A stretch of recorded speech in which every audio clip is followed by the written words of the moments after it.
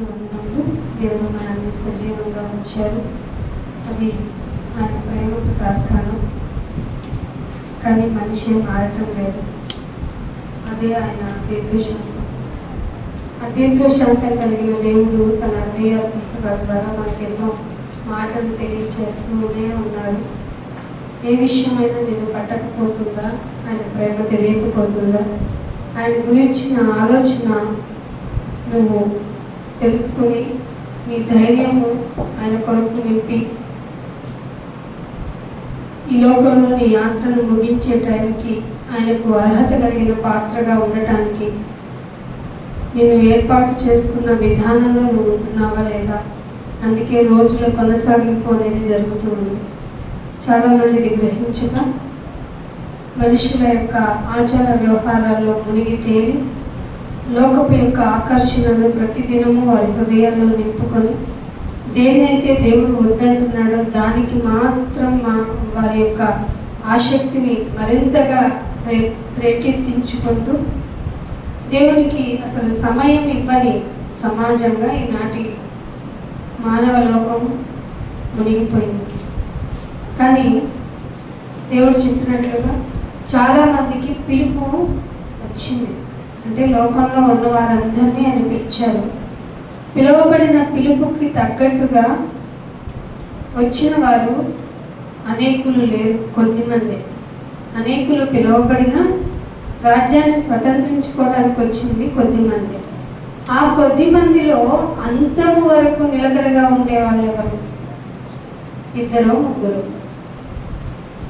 నోవాహు ఎన్నో ఏళ్ల పరిచర్యలో చివరికి ఎవరినయ్యా కాపాడుకున్నారు అంటే తన ఫ్యామిలీని మాత్రమే. మీరు గమనించారా?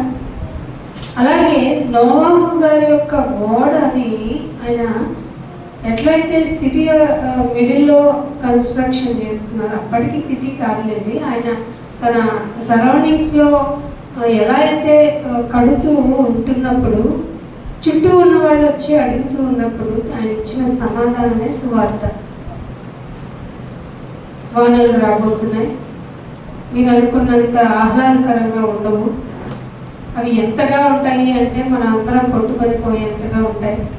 సో అందుకే దేవుడు నాకు ఇచ్చిన చివరి ఛాన్స్ లాగా ఈ భూమి మీద అందరినీ సిద్ధపరచు, అందుకు ఓడ కట్టు. ఓడ యొక్క మెజర్మెంట్స్ కూడా నాకు చెప్పారు. నేను లోపలికి వెళ్ళిన తర్వాత నాకే ఆప్షన్ లేదు మళ్ళీ తిరిగి తీయటానికి. తలుపు వేయబడుతుందంట. సో మీరు కూడా వస్తే బాగుంటుందని చెప్పుండరా? చెప్పే ఉంటారు. చెప్తేనే నవ్వారు, చెబితేనే నవ్వారు. సో అలాంటి దినాలు మారాయా? యేసుప్రభు గారు వచ్చి లోకాన్ని చూసి నోవాహు దినాలు ఎలా ఉన్నాయో మనుష్య కుమారుడు ఆఫ్టర్ వచ్చి వెళ్ళిపోయిన తర్వాత కూడా అలాగే ఉంటాయి. సో విశ్వాసులైన మనము ఈ లోకాన్ని చూసి నిరాశపడకూడదు. ఈ లోకపు పరిస్థితులు ఎండమావులు లాంటివి. అంటే చూడటానికి భయంకరంగా ఉంటాయి, దాటలేమేమో, అక్కడ నీళ్ళు ఉన్నాయేమో, అయ్యో అక్కడ భయంకరమైన పరిస్థితులు ఉన్నాయేమో, ఇక నా వల్ల కాదేమో, ఎలా దీన్ని దాటాలి, అసలు నేను దాటడానికి బ్రతికుంటాను, నా స్థితిగతులు, నా పరిస్థితులు, నా ఆరోగ్యం, నా ఆర్థిక స్తోమత వీటన్నిటిని తట్టుకుంటుందా? ఈ లోకపు సిచ్యువేషన్స్ని బట్టి నన్ను నేనేమన్నా డిగ్రేడ్ చేసుకుంటానా? అసలు విశ్వాసాన్ని కోల్పోతానా, ఉంటానా?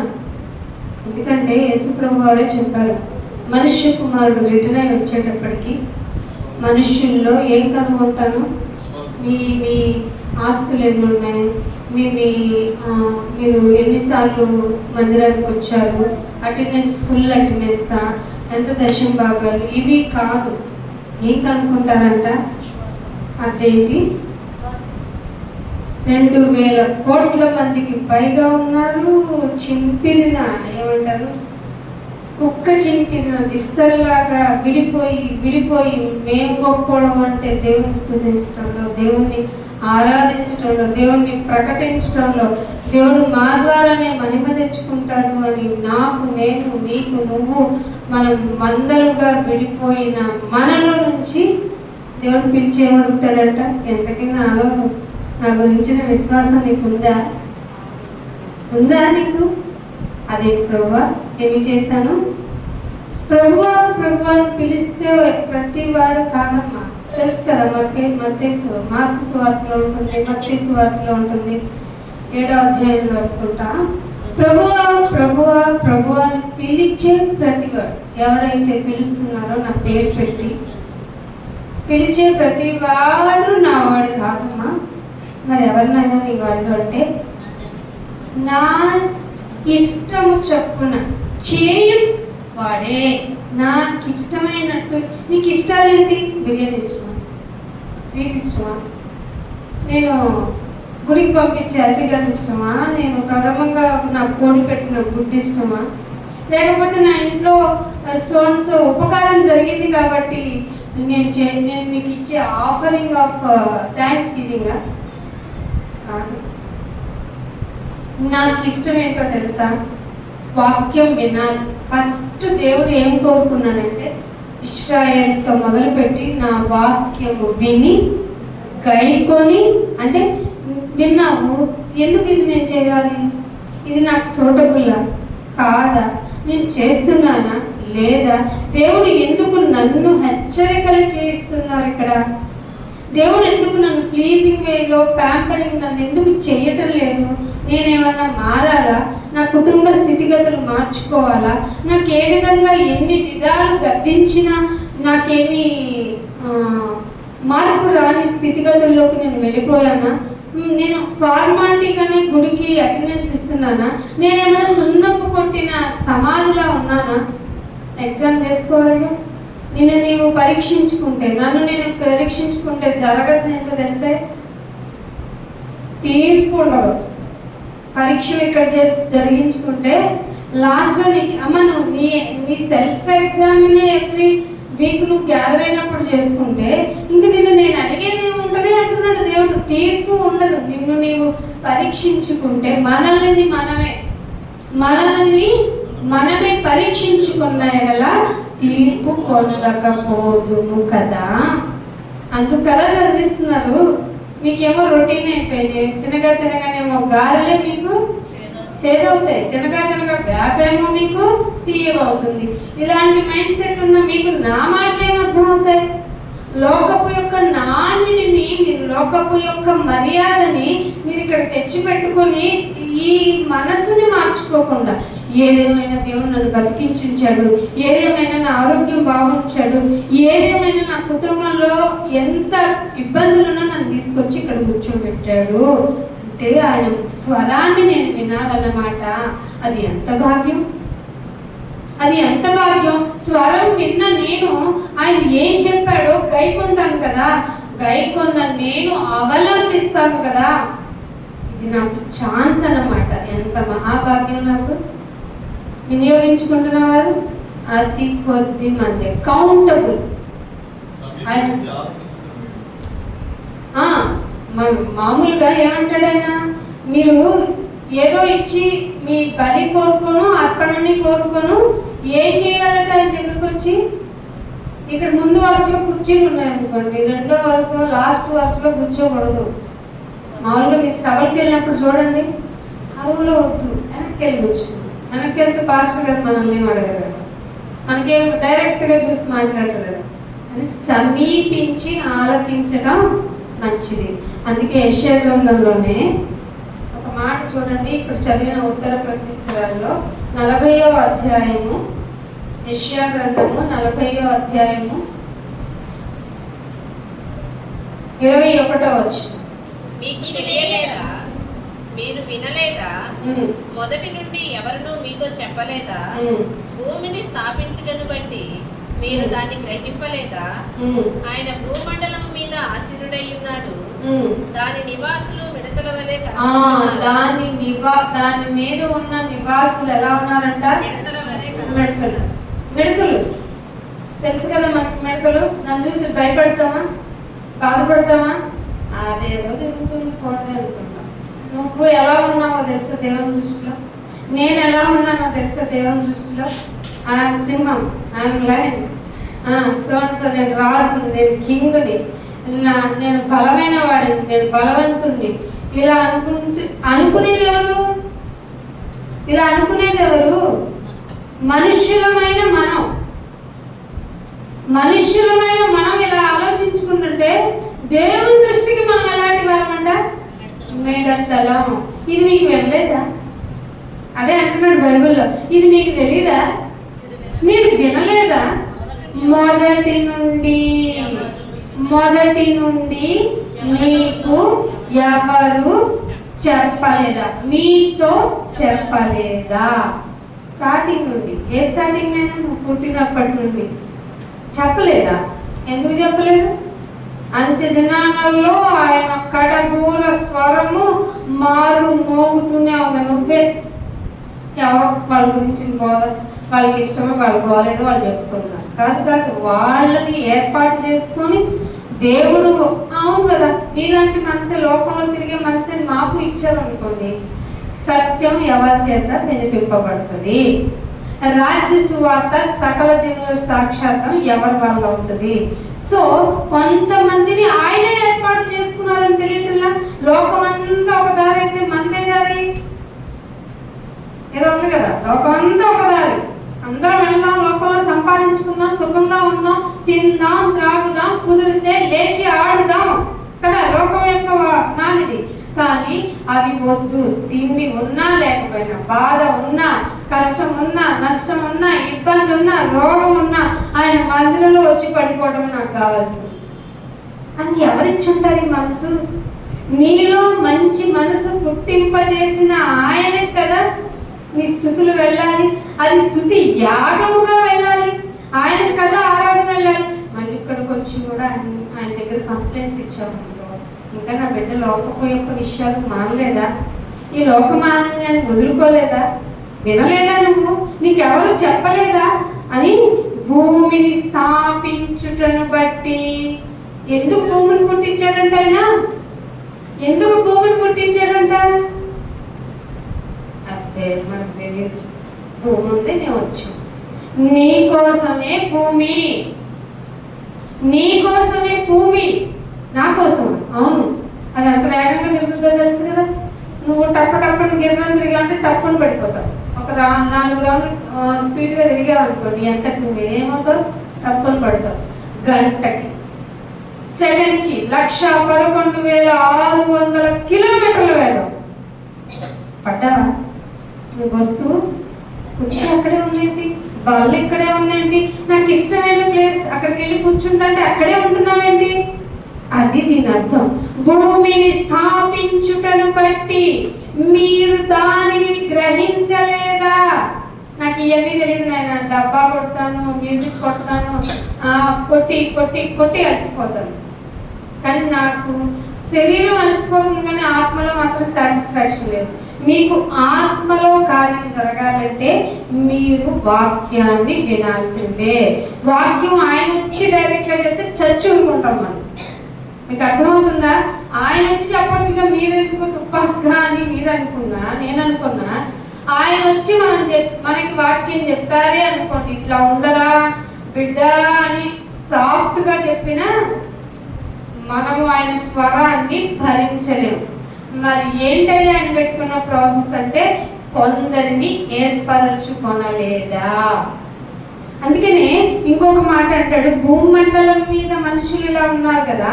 యెషయా గ్రంథంలోనే ఒక మాట చూపిస్తాను చూడండి.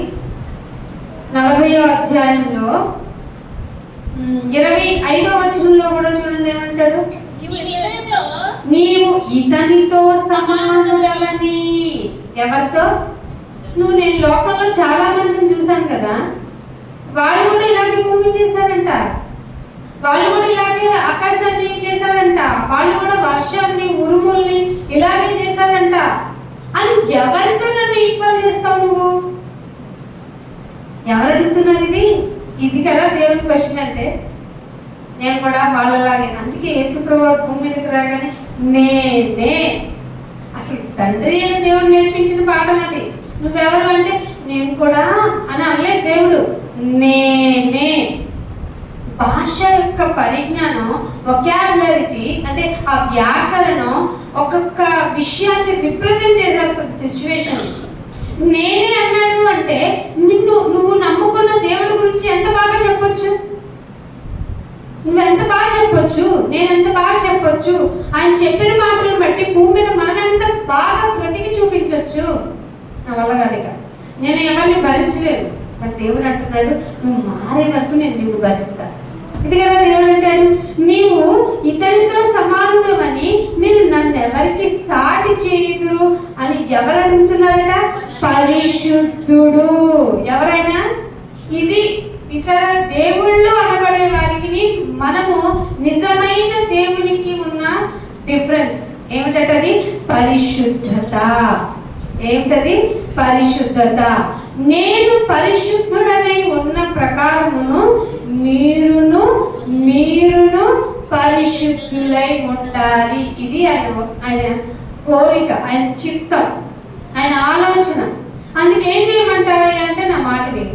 నీ మాట ఎట్లా చెప్తావా అంటే, నేను కొన్ని పుస్తకాలు నీ కొరకు రాయించాను, దాని కొరకు నీకు ఇంట్లో ఉంటే ఏం అర్థం కాదు, సమాజంగా కూడుకోండి, నేను ఒకళ్ళు ఏర్పాటు చేసుకుంటాను, వాళ్ళ ద్వారా మీకు వినిపిస్తాను.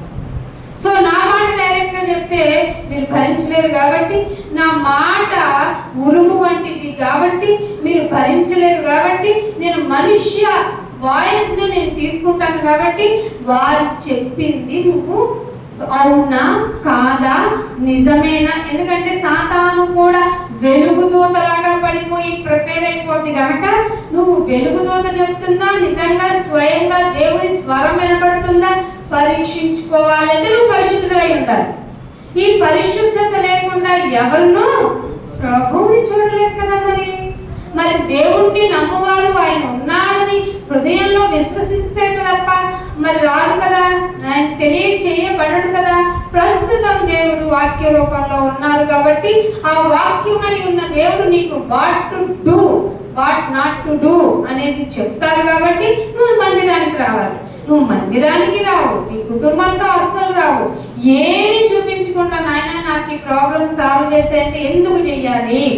ఆల్రెడీ నీకు తినడానికి ఇచ్చిందే గొప్ప ఆశీర్వాదకరం, నువ్వు పీల్చుకోవడానికి ఇచ్చిన గాలే ఇంకా నీ ప్లస్, నువ్వు ఇంకా బతికున్నావు, అదే కదా ఆశీర్వాదం. అవన్నీ వదిలిపెట్టి చుట్టూ ఉన్న నీ ఇబ్బందులేవో నిన్ను ప్రెజరింగ్ చేస్తున్న వాటిని బట్టి ఏంటి నీ క్వశ్చనింగ్? ఆయనకి పరిశుద్ధుడు అడుగుతున్నాడు, నన్ను ఎవరితో నువ్వు ఈక్వల్ చేస్తావు? ఎవరితోనన్నా? చేస్తాను నాయన. నీకు నువ్వు నన్ను చూస్తే, నాకు గాలి చూస్తే బలమైనదిగా కాబట్టి నిన్ను గాలి దేవుడు అని పెట్టుకుంటాను. కుదరదు. గాలిని సృజించిన వాడే ఆయన. అందుకనే 22లో మిడతల వల్లే ఉన్నానన్న ఆయన ఒక మాట చెప్తున్నాడు చూడండి. 2వ కొరింథీయులకు యోబు గ్రంథము 36వ అధ్యాయము. యోబు గ్రంథము, ఈ మాటకి లింకింగ్ గా నేను ఒక మాట చూపిస్తున్నాను చూడండి. 36వ అధ్యాయము 29 నుంచి చదవండి. ఏంటది? ఏదో సీజనల్ మెసేజ్ అనుకోకండి, మరి దేవుడు చెప్పింది మీకు ఒకటి ఫర్ ఎగ్జాంపుల్ తెలియాలి కదా. చదవమ్మా మళ్ళీ 29 నుంచి. మేఘములు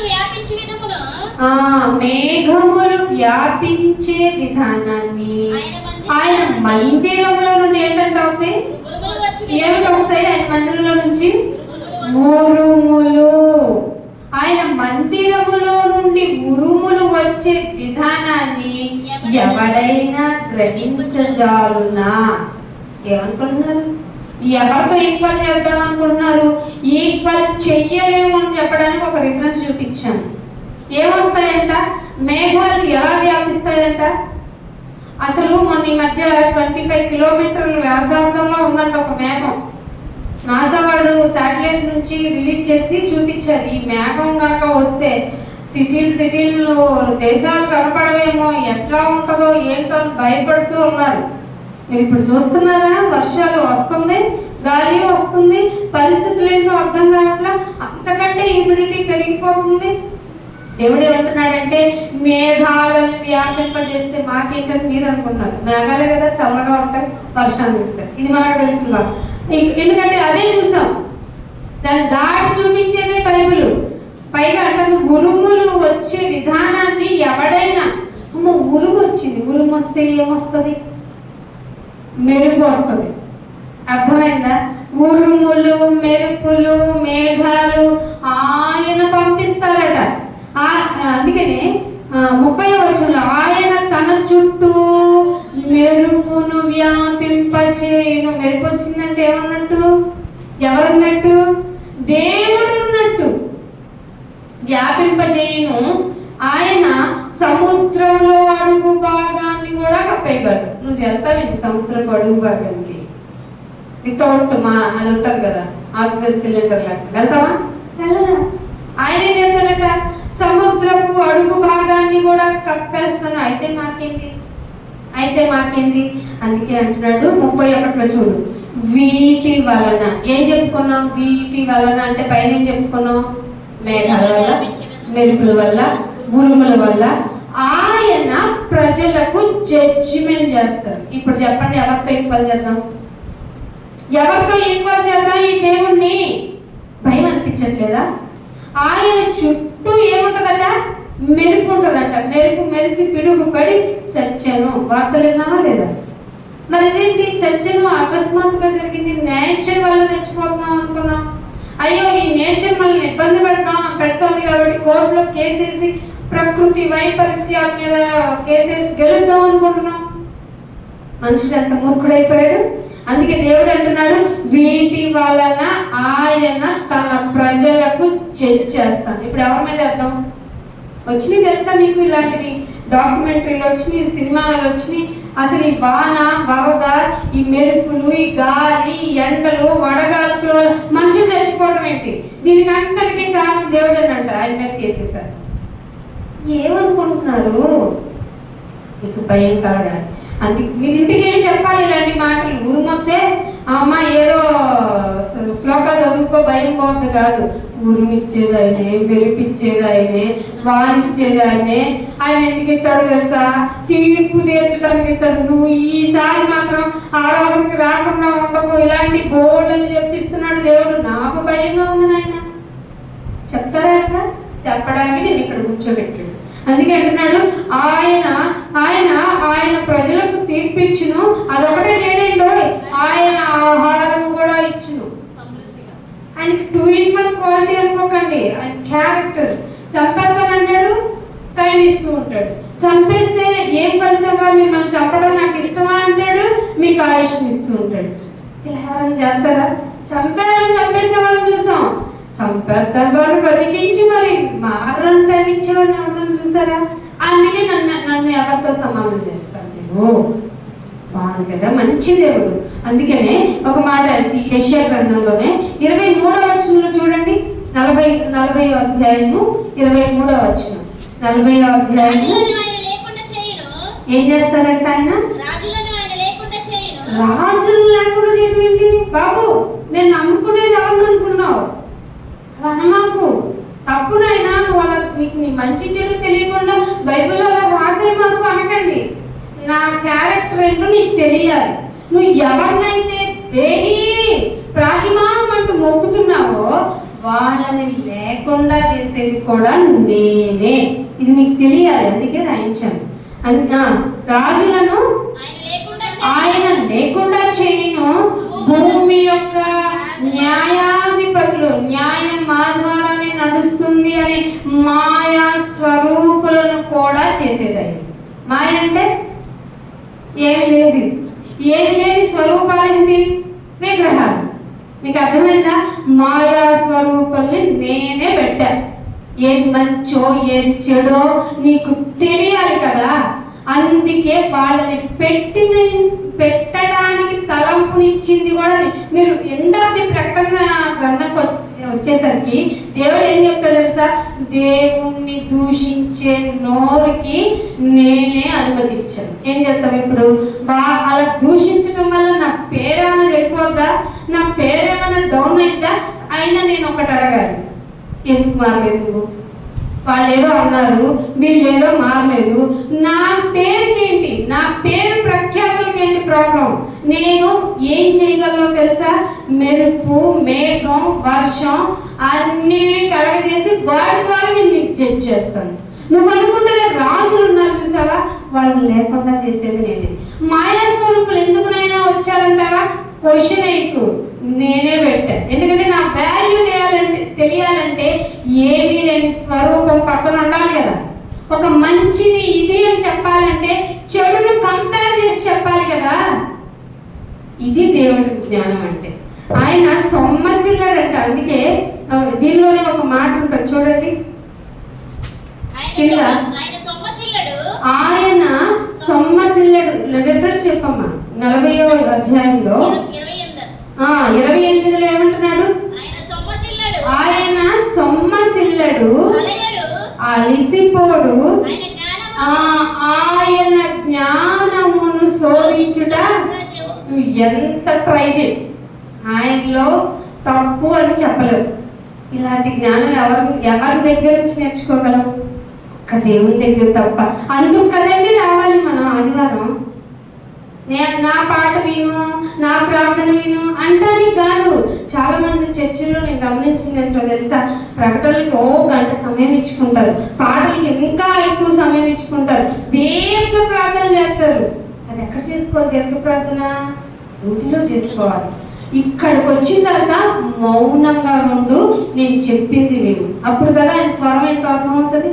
అందుకే అంటున్నాడు, నేను మళ్ళీ నీకు తెలియదా, నువ్వు వెళ్ళలేదా అంటున్నాడు. మళ్ళీ చూడండి, భూదిగంతములను సృజించిన యెహోవా ఆఫ్టర్ ఒక యుగం తర్వాత ఈ అవతారాన్ని చాలించేవాడు కాదు. ఏమిటంటే ఆయన నిత్యుడగు దేవుడు. ఆయన నిన్న నిరంతరం, నిన్న అన్నది నీ ఫాస్ట్ కదా, అప్పుడు ఎతికిన, లేదంటే నిరంతరం ఎప్పుడు టైం పెట్టుకుంటావో అలసిపోతావో, నువ్వు ఖచ్చితంగా అలసిపోతావు. మా పిల్లలు ఏంటి, వాళ్ళు చాలా యాక్టివ్గా ఉంటారు, పిల్లలు అలసిపోతారు, యంగ్స్టర్స్ వాళ్ళు అలసిపోతారు. అదే ఉందా లేదా బైబిల్లో? నేను నిత్యుడగు దేవుణ్ణి, ఆయన సొమ్మసిల్లడు. మనకు కాసేపు 10 నిమిషాలు కూర్చుంటే అలసట వచ్చేస్తుంది. మీకు ఇక్కడ అలసట వస్తుంది కదా. పరలోకం అంతా వాక్యమై ఉన్న ఆయన కదిలితే, మెదిలితే, కూర్చుంటే, ఊపిరి పీల్చుకుంటే ఆయనతో సహవాసం ఉండాలి. ఇక్కడ 10 నిమిషాలు వాక్యాన్ని ఓర్చుకోలేదు. నీకు పరలోకంలో ఎలా ఉండగలవు? ఏమిటక్క నిద్ర పట్టిందంటే, కొత్త ప్లేస్ అండి, నిద్ర పట్టలేదు. కొత్త నీళ్ళండి, జలుబు చేసేసింది. ఆఫ్టర్ ఆల్ లోకంలో ఉన్న కొన్ని పరిస్థితులకే నీ శరీరం అలవాటు పడలేదు సరికదా. ఆయన వాక్యానికి అలవాటు పడకపోతే నువ్వు ప్రమాదంలో ఉన్నట్టు. ఎప్పుడు నీ మాట వినపడుతుంది నాయన, ఎప్పుడు నీ పాట వినపడుతుంది నాయన, నిన్ను గూర్చి గుర్తు చేసే గొంతుకలు నా చుట్టూ ఉన్నాయి నాయన. ఇది చాలు నా జీవితానికి, ఎక్కడ నేను మర్చిపోకుండా ఉండొచ్చో. ఎంత బాగా ఉంచావు నన్ను, లోటులో ప్రార్థన చేయొచ్చులాగా. అందుకే అంటున్నాడు, ఆయన సొమ్మసిల్లాడు, అలయడు. నీకు తెలియాల్సింది ఏంటంటే, ఆయన జ్ఞానాన్ని శోధించడం నీ తరం కాదు కదా, నిన్ను పుట్టించిన వారి తరం కూడా కాదంటారు కదా. అంతకు మించి ఆయన జ్ఞానమును శోధించుట నీ వల్ల కాదు. అసాధ్యం అంటే ఏంటి? నీ వల్ల కాదని అర్థం. మరి ఏం చేస్తావు నాయన? నువ్వు అలసిపోతావు అన్నాను. సో సొమ్మసిల్లిన వానికి బలం ఇచ్చేది నేను. ఎందుకు సొమ్మసిల్లిపోతాం? నీ గురించిన అవగాహన ఈ లోకంలోనికి రాగానే నాకు ఏం తెలియదు. లోకపు విషయాల వైపు పరిగెట్టి ఏంటి నాయన, నేను సంపాదించిందంటే నేను తీసుకొని వస్తాను సూట్ కేసులతో ఆ శ్మశానం దాకా. నా ఎండింగ్ పాయింట్ అదే కదంటే నో, అవి తెచ్చుకోలేవు. అలసిపోయానని నేను వైరాగ్యం తెచ్చుకుని అలసిపోతున్న నాకు ఆయన తన వాక్యము ద్వారా ఏం చేస్తాడంట? సొమ్మసిల్లిన వారికి బలం ఇచ్చేస్తాను. ఆయన శక్తి లేదు నాయన, అలసిపోయాను, రిటైర్డ్ అయిపోయేదాకా నా కుటుంబం కోసం నా ఎముకలు రుద్దేశాను, అరిగిపోయింది, నడవలేను, కూర్చోలేను. ఇప్పుడు నేను శక్తిహీనుడిని అయిపోయాను, కానీ నీ గురించిన ఆసక్తి మాత్రం నన్ను బ్రతకాలని అనిపిస్తుంది అంటే చాలంట. దీన్ని నోటితో ఒప్పుకోవడం అంటారు. దేవునిని ముందు నోటితో ఒప్పుకొని హృదయమందు విశ్వసించి నచ్చితే. ఈ మాట ఎక్కడ ఉంది? రోమా 10:19 మీరు వెతుక్కోండి. నోటితో ఒప్పుకోవాలండి. నువ్వు తప్పు చేసావు, నోటితో ఒప్పుకో. నేను ఒప్పుకోను. 4 తగిలిస్తాను కదా, ఒప్పుకుంటా లేదా? అయినా ఒప్పుకోను. పనిష్మెంట్ పడుతుందా లేదా? అవునమ్మా తప్పు చేశాను, నేనే ఆ చాక్లెట్ తీసానంటే అమ్మ చెయ్యి నీ మీదకి వస్తుందా? నోటితో ఒప్పుకోవటం వల్ల ఉన్న బెనిఫిట్ ఏంటో తెలుసా? తల్లిగా తండ్రిగా మీరే నేర్పించారు. మరి మనం ఎవరికి పిల్లలం? దేవాది దేవునికి పిల్లలం కదా. నోటితో ఒప్పుకుంటే సరిపోతుందేమో. ఆయన శక్తిహీనులకు బలము కాదు, బలాభివృద్ధి. ఏ అభివృద్ధి? ధనాభివృద్ధి కాదు, ఆరోగ్య అభివృద్ధి కాదు, బలాభివృద్ధి. మీరు ఈ లోకంలో ఏం నేర్చుకున్నారో వాటికి మించింది బలాభివృద్ధి. దీన్ని ఎవరిస్తారంట? కలగజేయడం అంటే ఎవ్రీడే ఫ్రెష్గా మేబీ ఎవ్రీడే కలగజేయవాడు. నాకు బలం లేదండి, నాకు బలం లేదు. శరీరపరమైన రుగ్మతలు నిన్ను చీల్చి చెండాడుతున్నా, లాజర్లాగా నిలబడి కుక్కలు వచ్చి గాయాన్ని నాకుతున్నా, నీ మీద నా విశ్వాసం పోదు. అలసిపోయావా? సొమ్మసిల్లిపోయావా? లేదంటే నీ భర్త అలాగ అంటున్నాడా, నేను ఈ లోకంలో ఏదలేక, లేదంటే నీ భార్య ఎలా అంటుందా, ఈ ఇంటి చాకరీ చెయ్యలేక, లేకపోతే నీ పిల్లలు ఇలా చెప్తున్నారా, ఈ భార్యను చదువులు చదవలేక? ఇవి అనవసరం అని చెప్పలేదు, కానీ బైబిల్ వీటిని దాటించి దేనికి ప్రాముఖ్యతనివ్వాలో, ఏవి ఖ్యాతి గలవో, ఏవి పేరు తెచ్చిపెట్టేవో అవన్నీ నీకు ముందే తెలియచేశాను. నువ్వు అధిక ప్రయాస పడకు. ఈవెన్ ఈ విషయాన్ని కనుక నువ్వు రియలైజ్ అయితే బలాభివృద్ధి కలగజేసేది నేనే. అందుకే రోమిలకు రాసిన పత్రిక 1వ అధ్యాయము 19వ వచనం చూడండి. రోమిలకు రాసిన పత్రిక 1వ అధ్యాయము 19వ వచనం. ఎందుకనగా దేవుని గురించి తెలియ సఖ్యం. ఇది నీకు దేవుని గురించి తెలిసి తీరాలి. ఇది రూల్. తెలియ సఖ్యమేనిదో ఏదో అది వారి మధ్య విసిదం అంటే డిక్లేర్ అయిపోయింది.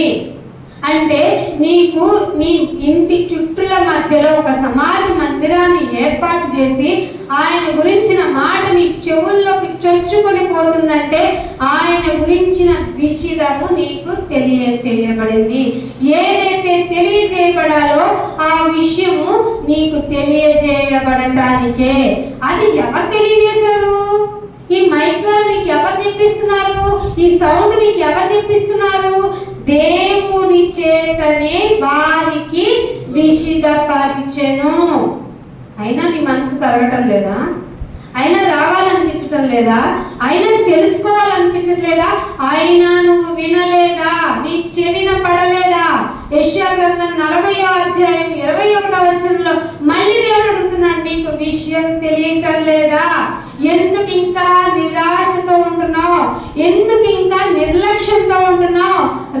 ఈ లోకపు బంధాలన్నీ తెంచుకొని ఏ విషయాన్నైతే నువ్వు వదిలించుకొని ఇక్కడికి వస్తావో అప్పుడు బలాభివృద్ధి కలగజేసేవాడు ఆయనే. ఎవరితో సమానం చేస్తావు? ఇన్ని విధాలుగా నీకు ఓపెన్ గా నీకు అవకాశం కల్పించిన నేను ఎంత క్యాపబిలిటీ గలవాడనో నీకు తెలియజేశాను. మేఘాలు నా వల్లే, మెరుపులు నా వల్లే, వీటి వల్లే మనుషులకు తీర్పు తీరుస్తాను, వీటి వల్లే ఆహారం కూడా సిద్ధపరిచేది నేనే. నిన్ను నమ్మి నీ కొరకు ఈ భూమిని చేసిన వాడిని నేనే. నీకు తెలియలేదా? నువ్వు వినలేదా? నీకు విషిదపరచబడలేదా? ఆల్రెడీ అయిపోయింది. అంత్య దినాల్లో ఉన్నాం. నీకు 1వ హెచ్చరిక, 2వ ప్రమాద హెచ్చరిక, 3వ ప్రమాద హెచ్చరికని ఎలాగైతే కొన్ని లోకంలో నేర్చుకున్నామో ఇక నీ జీవితానికి ఆఖరి హెచ్చరికలు అందుకే నీకు నాకు వినబడుతున్నాయి. మనందరము ఆయన దగ్గరికి రావాల్సిన వాళ్ళమే. అందుకని అపోస్తుల కార్యము 14వ అధ్యాయం 17వ వచనం చూడండి. అపోస్తుల కార్యము 14వ అధ్యాయము 17వ వచనం.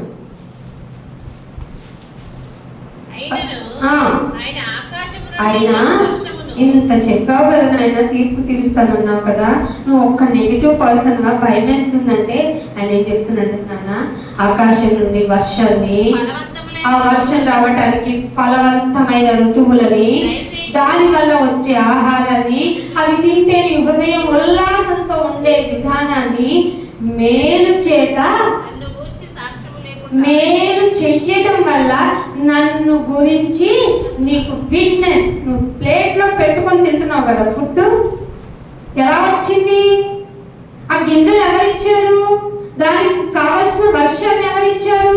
ఆ వర్షం రావడానికి ఫలవంతమైన ఋతువు. ఈ ఋతువు, ఇప్పుడు మన ఋతువులన్నీ ఫలవంతం లేవు. ఎందుకని? అకాల వర్షాలు, అకాలంలో ఎండలు, అకాలంలో ఘోరమైన చలి. ఎందుకు అయిపోయినాయి అనుకున్నాం? మన క్యారెక్టర్ అని చెప్తుంది బైబిల్. ఇవన్నీ నేను కదా మేలుతో మీ హృదయాలు నింపాను. నేను మీకు ఏం వదిలిపెట్టాను? మేలుతో సాక్ష్యము. ఇది చెప్పండి, ఇదే ప్రచురపరచటం, ఇదే దేవుని గురించి మాట్లాడుకోవడం. ఇంటికి వెళ్ళిన తర్వాత ఎంత సంపాదించావు, ఎన్ని కట్టావు, ఎన్ని చీరలు ఉన్నాయి, ఎన్ని నగలు ఉన్నాయి, ఎంత పిఎఫ్ దానిలో దాసావు, దీనిలో దాసావు, ఇవన్నీ మానేయండి. ఫలవంతంగా మన జీవితాన్ని గడిపిస్తున్న దేవుడు మనకి విట్నెస్ వదిలిపెట్టాడు. ఆ విట్నెస్ వల్లనే మనం బ్రతుకున్నాం. సో మరింతగా ఆయన దగ్గరికి వెళ్ళిపోదాం అన్న ఆలోచన రావాలి. అందుకే కీర్తన 19 ఏమంటున్నాడు? ఆకాశము నీ మహిమను నోరులేని వివరించడం ఏంటి నాయన? జడ్జిమెంట్ కూడా తీర్చేస్తుంది నాయన. కాబట్టి అలర్ట్ అవ్వండి, మారండి. మీరు మారటమే. మీరు ఇంటికి వెళ్ళి చదవండి, టైం ఎక్స్టెండెడ్ అవుతుంది. అందుకే ఆకాశములు ఆయన మహిమను వివరిస్తుంది. నేను చాలనా, నేను తగదనా అంటూ అంతరిక్షం కూడా రెడీ అయిపోయిందంట. ఆకాశము అంతరిక్షానికి నోరేని, అవేమో వివరిస్తున్నాయన మహిమని. నువ్వు మాత్రం 30 తింటున్నావు, 3 పూట్ల తింటున్నావు, స్నాక్స్ తింటున్నావు, వెరైటీ ఫుడ్ అంటున్నావు, ధరిస్తున్నావు, ఇష్టమైన వస్త్రధారణ చేసుకుంటున్నావు. ఇవి జాగన్నట్టు, వాటర్ జాగన్నట్టు మనం బోల్డని ద్రావకాలు తాగేస్తున్నాం. అవి శరీరంలో కిడ్నీలు ఏం చేస్తున్నాయంట? ఫిల్టర్ చేయలేక ఇక మా వల్ల కాదు, మేము క్రియాటిన్ లెవెల్ పెంచేస్తున్నాం అంటున్నాం. ఫుడ్ విషయంలో మనకే డిసిప్లిన్ లేదు, ఆహార విషయంలో మనకి డిసిప్లిన్ లేదు. మనం తీసుకోమన్న విధానంలో బ్రతికి చూపించే విధానం ఇంకెక్కడి నుంచి వస్తుంది? మనిషి నిన్ను నువ్వు పరీక్షించుకో. దేవుడు అడుగుతున్నాడు, నన్ను ఎవరితో సమానం చేస్తావు? నువ్వు వినలేదా, నేర్చుకోలేదా, తెలుసుకోలేదా? నా గురించి తెలియసత్యమైనదేదో మీ మీ మధ్యనే నేను విసిదపరిచింది నేనే. నన్ను గూర్చి చెప్పడానికి ఆకాశం తొందరపడుతుంది, నన్ను గూర్చి చెప్పడానికి అంతరిక్షం కాంప్రమైజ్ అవ్వట్లా. నువ్వేంటి నోరు తెరవని మొద్దులా తయారయ్యావు? చెప్తుంటే ఇనము, ఇంతే ఆసక్తి చూపు, ఆసక్తి చూపితే చూపించాను అంటూ వచ్చి మందుడుగా ఉంటావు. ఆ మందుడుగా ఉన్న నేను ఎలా పరలోకంలో పెట్టుకోను? ఇవన్నీ నీకు గుర్తు చేయడానికే నా కుమారుడు చేసిన త్యాగం జ్ఞాపకం చేస్తాను. ఏం చేశాడయ్యా? పంచభక్ష పరిమాణాలు లేవు, వస్త్రాలు లేవు, ఏమిటి నివసించడానికి గృహము లేదు, నక్కకు బొరియలు ఉన్నాయి, ఆకాశ పక్షులకి గూళ్ళు ఉన్నాయి. మనిషి కుమారుడికి వేర్ ఇస్ ద హౌస్? ఎక్కడ తలవాల్చడానికి అంటే ఎక్కడ ఆయనకి ప్లేస్ ఇవ్వలేదు ఈ లోకం, ఉండేలాగా చెయ్యలేదు ఈ సమాజం. దానికి కారణమైన మనం పశ్చాత్తాపంతో ఆయన మందిరము యొక్క కృపాసనమునకు రావాలి కదా. ఇంకా ఎన్నాళ్ళు శక్తిహీనులుగా ఉంటారు, ఎన్నాళ్ళు బలహీనంగా ఉంటారు. ఆయన బలాభివృద్ధి కలగజేస్తానన్నాడు. బలాభివృద్ధి కలగజేయాలంటే ఆయన యొక్క శక్తి సామర్థ్యాల యొక్క స్టామినా ఏంటో నీకు తెలియాలి, నీకు క్లారిటీ ఉండాలి. అప్పుడు బల్ల మారుతావా, అప్పుడు చర్చి మారుతావా, అయ్యగారు అడిగేదాకా ఆగుతావా, పరిగెత్తుకుంటూ ఇక్కడికి వస్తావే ఫ్యామిలీని వెంట పెట్టుకొని? రావడం లేదంటే నువ్వు దేనికి రెడీ అయ్యావో తెలుసా? నీ అంతట నీవే అగ్నిలో నిన్ను నువ్వు కూర్చుకోవడానికి. చెప్పాలి, నిజం చెప్పాలి. నువ్వు మారవు, నీ ఫ్యామిలీ మారలేదు. ఎలాగ మరి? ఎన్నాళ్ళు చెప్పించాలి? ఇదే ఆకర్షణ, ఇదే ఆకర్షణ చాలా మంది అంటున్నారు కదా. అని ఇంకా రాలేదా మీ దేవుడు అని అంటున్నారు. మీ వల్లనే కదా ఆలస్యం జరుగుతుంది. సకల జనుల సాక్షార్థం ఈ సువార్త, ఈ రాజ్య సువార్త అందరికీ సాక్షాత్తం ప్రకటింపబడాలి కదా. నీ ఇంటి దగ్గర పెట్టించో, నీ వీధిలో పెట్టించో, చెప్పేవాళ్ళు ఉన్నారు కానీ మరి ఎవరన్నా అవకాశం ఇచ్చేవాళ్ళు ఉన్నారా? ప్రచురపరచండి అంటే దాన్ని ఆజ్ఞని పాటించుకుంటే ఇక్కడికి వచ్చి మనం బలలో చేతులు వేస్తున్నాం, ఎలా కుదురుతుంది? సో దేవుడు అన్నాడు, అరణ్య మార్గంలో రాజమార్గం సిద్ధం చేయండి. ఎవరు వినట్లేదు, చిన్నగా నువ్వన్నా వెళ్ళారు, గట్టిగా చెప్పు. ఇదే 40వ అధ్యాయం సారాంశం. సో మిమ్మల్ని కూడా దేవుడు చెప్తున్నాడు. లాస్ట్ 31వ వచనం చూపించి ముగించేస్తాను చూడండి. యెహోవా కొరకు దేని కొరకు అంట? ఎలా, ఎందుకు చూడాలి ఎదురు? మరణము వరకు సహించువాడు. నువ్వు పోతావో తెలియదు, ఆయన కుమారుడు వస్తారో తెలియదు. యెహోవా కొరకు ఎదురు చూడటమే మన పని. నాకు చాలా పని ఉందన్నా, అందుకే ఆరాధనకు రాలేదు, వెళ్ళిపోయినట్టే. నువ్వు చాలా పని ఉందక్క, శుభకార్యం ఉంది, వెళ్ళాము, అయిపోయినట్టే. చాలా పనులున్నాయి, చాలా పనులున్నాయి అని ఎవరైతే చెప్తున్నారో, వచ్చిన ఎవరైతే వాళ్ళు లక్ష్య పెట్టకుండా జీవితాన్ని గడుపుతున్నారో వాళ్ళు ఇక ఉన్న బతికిన చచ్చినట్లు. యెహోవా కొరకు ఎదురు చూచువారు ఏ బలం? బలం చచ్చిపోయినా తిరిగి లేపగలిగిన బలం ఆయన ఇస్తాడు. మరి నీ జీవితంలో దేవుడు ఏమడుగుతున్నాడంటే 40వ అధ్యాయం 26వ వచనంలో చూడండి, ఒక మాట చూపించి ముగించేస్తాను. ఏమిటట? మీ కన్నులు పైకెత్తండి. ఎవరు సృజించారో తెలుసుకోండి. మీరు లెక్క చెప్పగలరా? నక్షత్రపు లెక్కలు చెప్పగలరా? చెప్పలేము. వాటి సమూహాల లెక్క చెప్పలేము. మరి ఇన్ని చెప్పలేని మీకు దేవుడు కిందకు వస్తారు మాట రాయించాడు. 20 చదవమ్మా, 26లోనే మీరు ఆయన వీటి సమూహములను బయలుదేరజేసి వీటన్నిటికీ పేర్లు పెట్టి పిలుచువాడే కదా. తన అధిక శక్తి చేత, తనకు కలిగి ఉన్న బలాతిశయము చేత మీరు బాబు మీరు లెక్కట్లేమని మీరు నేను అనాలి. ఆయన ఒక్కటి కూడా 800 కోట్ల మన జనరేషన్ లో ఉన్న ప్రజా సంఖ్య. బిఫోర్ ఎంతమంది? ఆయన వద్దాము, ఆయన కుమారుడు పంపిద్దాము అనుకున్నాడు. ఆయనకి ఇంకెంతమంది? వాళ్ళందరినీ ఎవరిని విడిచిపెట్టారట. వారి వారి వరుస సంఖ్యలో ప్రకారం పిలుస్తారట. సో నువ్వు దేనికి సిద్ధపడ్డావు? ఆయన గురించిన వివరణ నీకు విదితమేనా? ఆలోచించు. ఆయన దగ్గరికి వచ్చి బలం లేదన్నావా? బలం ఇచ్చువాడేనే, బల వృద్ధి చేసేవాడైనే. సో ఆయన గురించి ఏ ఇబ్బంది ఉన్నా ఆయన కొరకు నిలబడు. ఎంతవరకు నిలబడమంటావు నాయన అంటే అంతం వరకు నిలబడు.